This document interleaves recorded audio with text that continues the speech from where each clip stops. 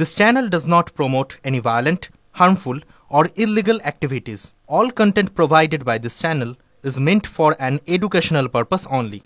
আর অপরদিকে ইডি ঢুকতেই ফের একবার পুকুরে মোবাইল ফোন ফেললেন জীবন কৃষ্ণ সাহা। বড়েয়া তৃণমূল বিধায়ককে নিয়ে ইডির তল্লাশি, পুকুর পাড় থেকে উদ্ধার করা হয়েছে একাধিক মোবাইল ফোন।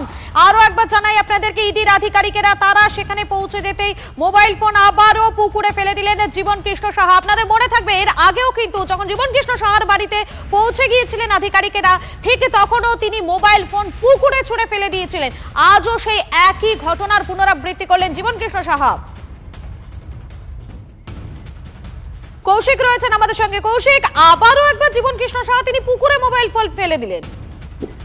একদমই তাই। দেখো, জীবন কৃষ্ণ সাহা পুনরায় কিন্তু একই ঘটনার পুনরাবৃত্তি করলো, যেটা সিবিআই তদন্তের সময় দেখা যাচ্ছিল যে আটক করা হয়েছিল বাড়িতেই। তো সেই সময় কিন্তু তিনি পালিয়ে যাওয়ার চেষ্টা করেছিলেন, ফোন দুটি ফেলে দিয়েছিলেন। ঠিক তো একই ঘটনার পুনরাবৃত্তি আজ সকালে যখন তার বাড়িতে ইডি আধিকারিকরা আনা দেয়, সেই সময় কিন্তু তিনি আবারও পাখির করতে পালাবার চেষ্টা করে এবং সেই ফোনগুলি কিন্তু ছুঁড়ে ফেলে দেয়।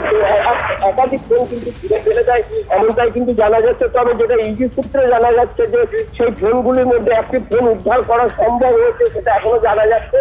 তবে যে জীবন কৃষ্ণ সাহার ফোনে যে তথ্য আছে সেটা বলাই বাহুল্য যে আধিকারিকরা, ইডির যা আধিকারিক রয়েছে তারা সেই সব তথ্য পেয়ে যাবেন বলে তিনি আশঙ্কা করছিলেন। সেই কারণে কিন্তু তিনি ফোন ফেলে দিয়েছিলেন। পাশাপাশি তিনি আবারও একবার পালাবার চেষ্টা করেছিলেন, কিন্তু ইডির আধিকারিকরা তাকে ধরে ফেলে।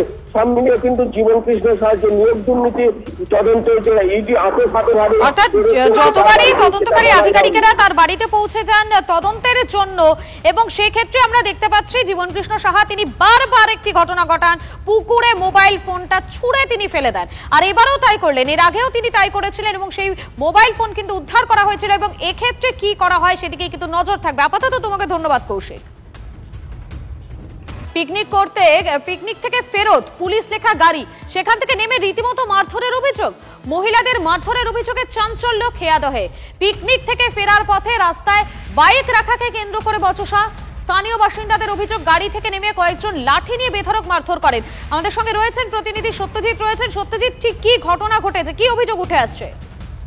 দেখো, খেয়াদাও 1 নম্বর অঞ্চলের পিহুরিয়া এলাকায়, সেখানে কলকাতা পুলিশ লেখায় একটি গাড়িতে কয়েকজন মদ্যপ অবস্থায় যখন যাতায়াত করছিলেন, সেই সময় রাস্তার সামনে একটি বাইক রাখাকে কেন্দ্র করে কিন্তু এই পুলিশ লেখা গাড়ির কয়েকজন যুবকের সঙ্গে স্থানীয়দের প্রথমে বচসা, তারপর হাতাহাতি ঘটনা ঘটে এবং শেষ পর্যন্ত ওই গাড়ি থেকে নেমে তারা কলকাতা পুলিশের একজন এএসআই হিসাবে পরিচয় দিয়ে তার সাগরেদরা, তার সঙ্গে সহকর্মীরা যারা ছিলেন, তারা স্থানীয় সাধারণ মানুষের ওপরে চড়াও হয় এবং মারধরের ঘটনা ঘটে। তার পরবর্তীতে এলাকার সকল সাধারণ মানুষ, বলা যেতে পারে আবাল বৃদ্ধ বনিতারা, তারা সেখানে উপস্থিত হয়ে পুলিশকে ঘিরে বিক্ষোভ দেখায় এবং ঘটনাটা চরম পর্যায়ে পৌঁছায়। সেই গাড়ির টায়ার হাওয়া খুলে দেওয়া হয় এবং পুলিশের সঙ্গে ব্যাপক বচসা এবং মারধরের ঘটনা ঘটে। ঘটনায় নরেন্দ্রপুর থানার পুলিশকে খবর দিলে পুলিশ এসে পরিস্থিতি নিয়ন্ত্রণে আনে এবং সেই গাড়িটিকে আপাতত নরেন্দ্রপুর থানায় দেওয়া হয়েছে। ঘটনা তদন্ত শুরু করেছে নরেন্দ্রপুর থানার পুলিশ আধিকারিক।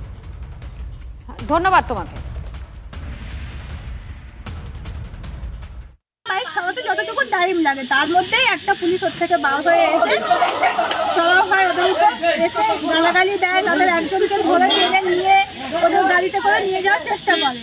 তাতে করে আমার হাজব্যান্ড ভিডিও করছিল দেখে পুলিশটা টেনে এসে আমার হাজব্যান্ডকে ফেলে ওখানে মারে এবং আরো যে দুজন ছিল তাদেরকেও খুব মারে।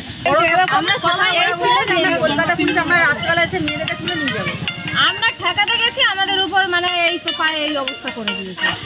আমাদের বাড়ির লোককে আমরা ঠেকাবো না। আর সবচেয়ে বড় কথা, ড্রিঙ্ক করেছিল ওরা, পুলিশ ড্রিঙ্ক করেছিল এবং আমাদেরকে বলছে যে রাত্রেবেলা এসে তুলে নিয়ে যাবো।